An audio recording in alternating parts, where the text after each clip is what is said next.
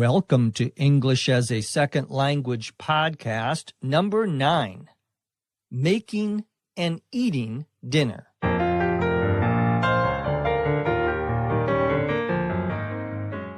This is English as a Second Language podcast, episode number 9. I'm your host, Dr. Jeff McQuillan, coming to you from the Center for Educational Development in beautiful Los Angeles, California. In this episode, I'll talk about making and eating dinner. I especially like the eating part. Let's get started.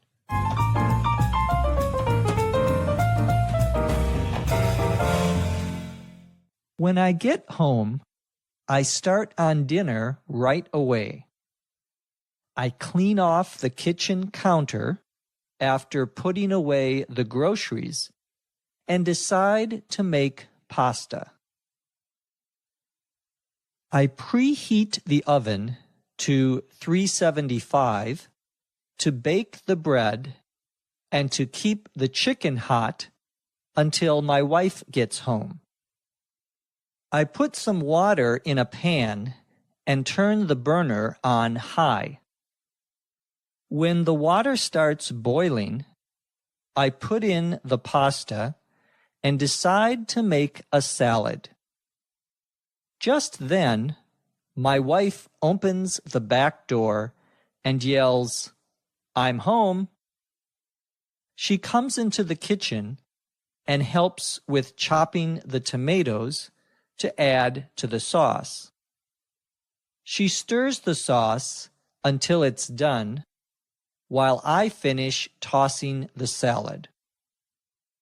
I get out the placemats and napkins to set the table. I also make sure that there is a spoon, knife, fork, and plate for each of us.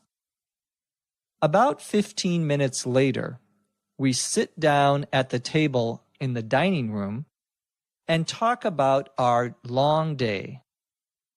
My wife says she'll do the dishes since I cooked, but of course, I help out by drying them. First, I put some of the leftovers in a Tupperware container and some in plastic wrap, and the rest in aluminum foil. Then I dry the pans, plates, glasses, and silverware.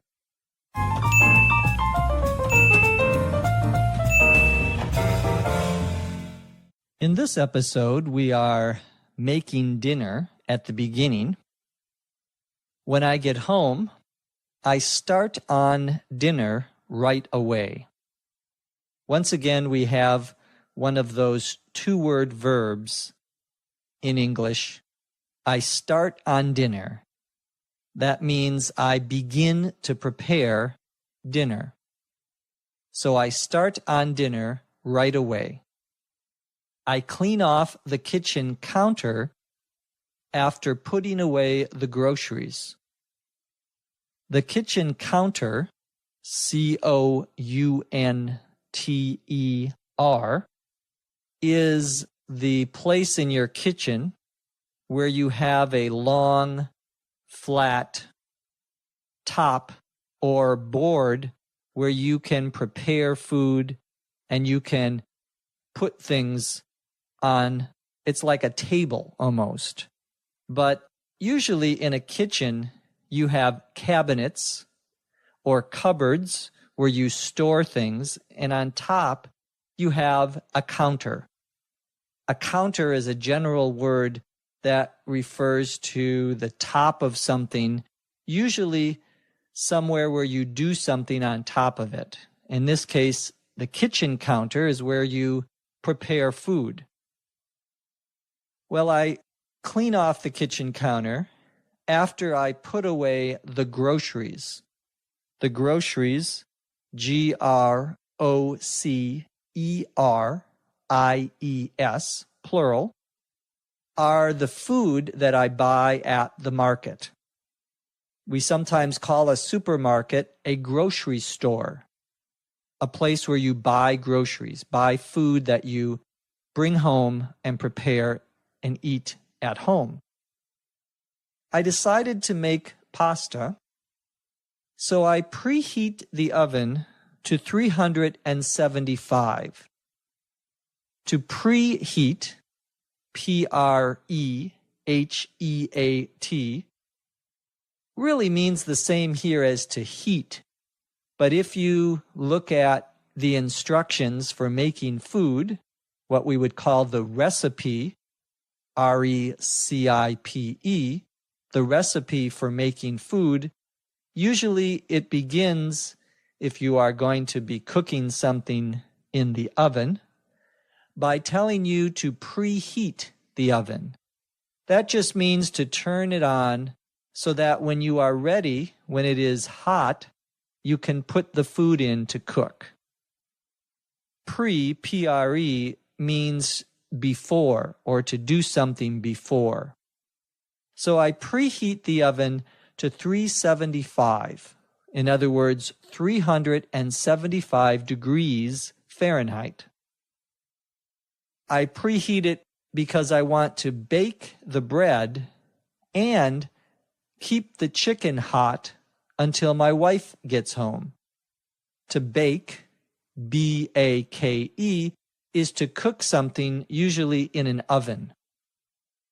So I open the oven door, I put in the bread, I put in the chicken, and then I close the door. My wife is going to be home late, so I want to keep the chicken hot. I want to make sure that it stays hot. I put some water in a pan. A pan is what you use to cook something in.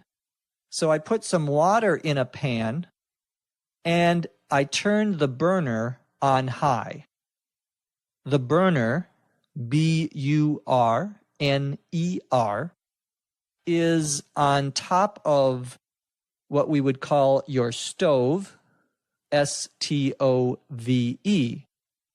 Your burners are for cooking food where you have the heat comes from the bottom and you put the pan on top of the heat.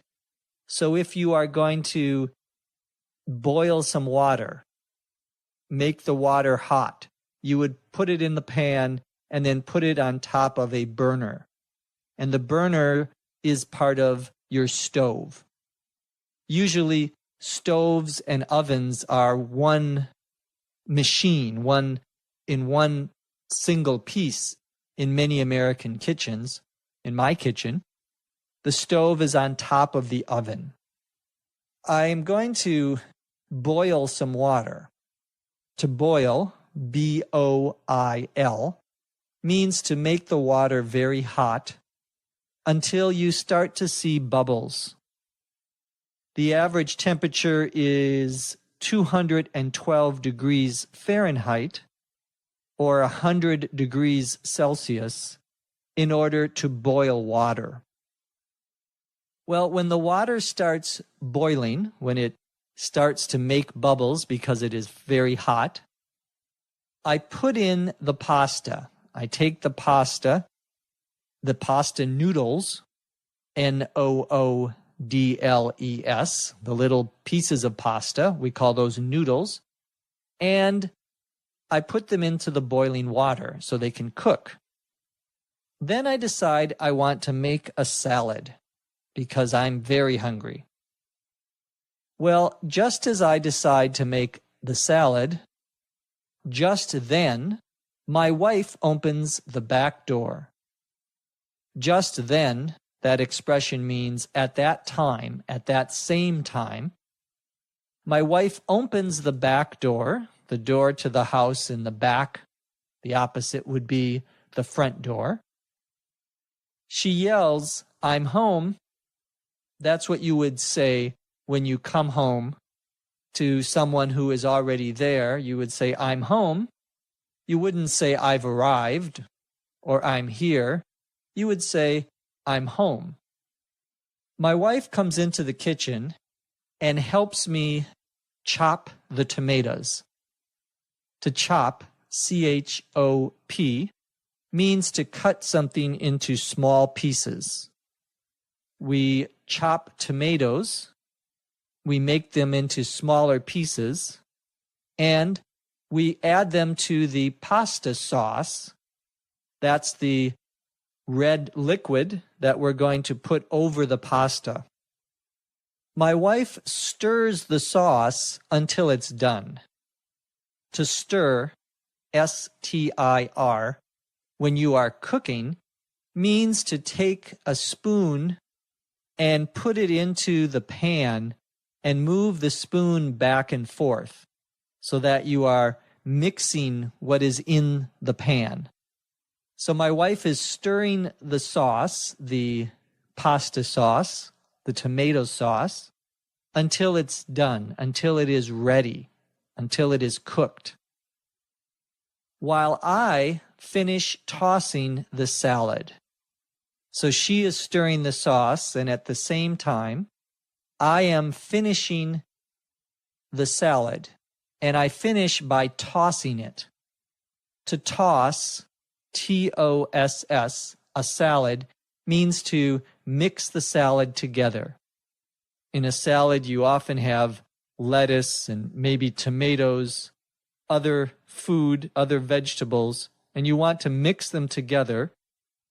Often you put in a salad dressing, D-R-E-S-S-I-N-G.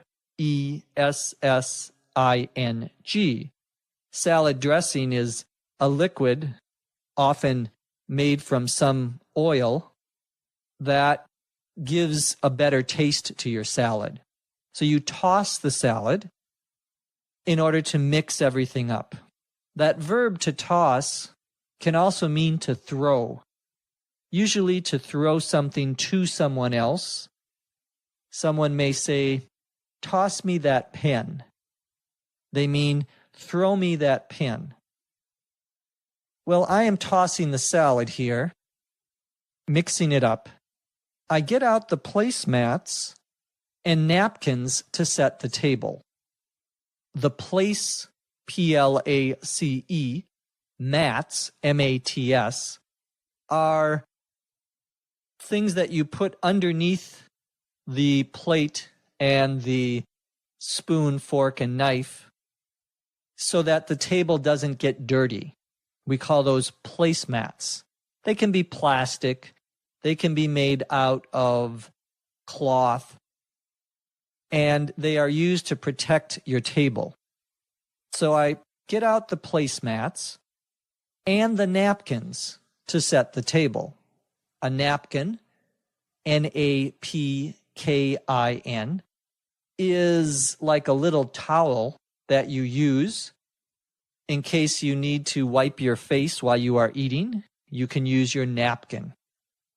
And it's common in American restaurants and in houses for people to put the napkin on their legs while they are sitting, on the top of their legs, which we would call the lap.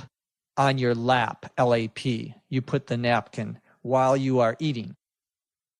To set, S-E-T, the table, means to put all of the things that you need on the table, plates, spoons, knives, forks, and so forth. That is to set the table, to make the table ready so you can eat. About 15 minutes after I set the table, my wife and I sit at the table, we sit down at the table in the dining room and talk about our long day. The dining room, D-I-N-I-N-G, is the place where you eat. To dine as a verb, D-I-N-E, means to eat. So the dining room is the room in your house where you eat your meals. My wife and I talk about our long day, meaning we had many things happen today, and maybe we are very tired, so we had a long day. My wife says that she'll do the dishes. To do the dishes means the same as to wash the dishes. My wife offers to do the dishes because I cooked. But of course, since I am a wonderful husband, I help out by drying the dishes. To help out means the same here as to help, but if we are talking about helping another person do something, maybe something that we don't have to do, but we want to be nice, we would say we help them out. So I help my wife out by drying the dishes. First, I have to put some of the leftovers in a Tupperware container. Leftovers, L-E-F-T-O-V-E-R-S, all one word, is extra food, food that you did not eat at the end of your dinner, at the end of your meal. If you want to keep some of that food, we call it leftovers. And in this case, I'm going to put the leftovers into a small plastic box that has a top on it. We call that kind of little box a container, C-O-N-T-A-I-N-E-R. We usually refer to these plastic boxes that we put food in as Tupperware containers. Tupperware, capital T-U-P-P-E-R, W-A-R-E, is actually a company that makes these small plastic containers for food. Even if you don't have a container made by that company, many people just call it my Tupperware, the Tupperware containers. That means the plastic boxes that you can put food into. Well, some of the food I put in a plastic wrap. A plastic wrap, W-R-A-P, is a thin, clear piece of plastic that I put food into, and we call it a wrap, W-R-A-P, because we put it around something. To wrap something is to put something around it, usually to keep it cold or to keep it warm or to keep it fresh when we are talking about food. We use that same word wrap for putting paper around a present or a gift that you are giving someone. The paper is called wrapping paper. You can also put food in aluminum foil. Aluminum, A-L-U-M-I-N-U-M, is a kind of metal. It's usually a silver color. Foil, F-O-I-L, is like a plastic wrap, but it's made from aluminum. It's like a long, flat sheet that you can put around something to keep the food in your refrigerator or in your freezer, where you have even colder temperatures. At the end of the story, I dry the pans, the plates, the glasses, and the silverware. The silverware, remember, is the spoon, knife, fork that you use when you eat. Now let's listen to the story, this time at a regular speed.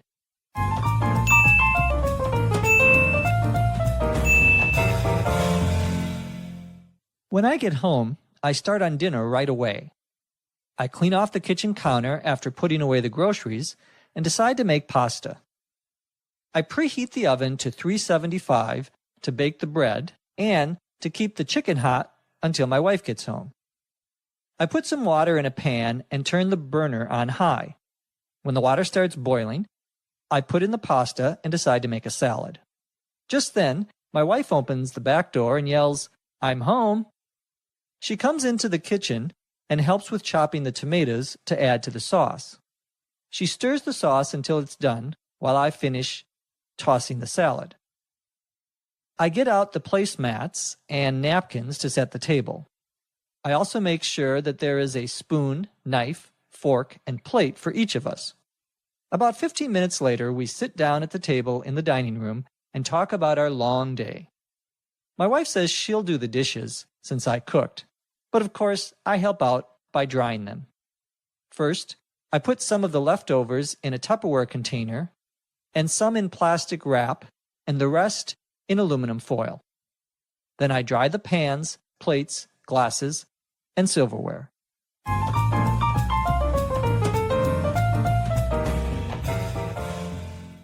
Her scripts are more satisfying than any good meal. I speak, of course, of the work of our scriptwriter, Dr. Lucy Say. From Los Angeles, California, I'm Jeff McQuillan. Thank you for listening. Come back and listen to us again right here on ESL Podcast.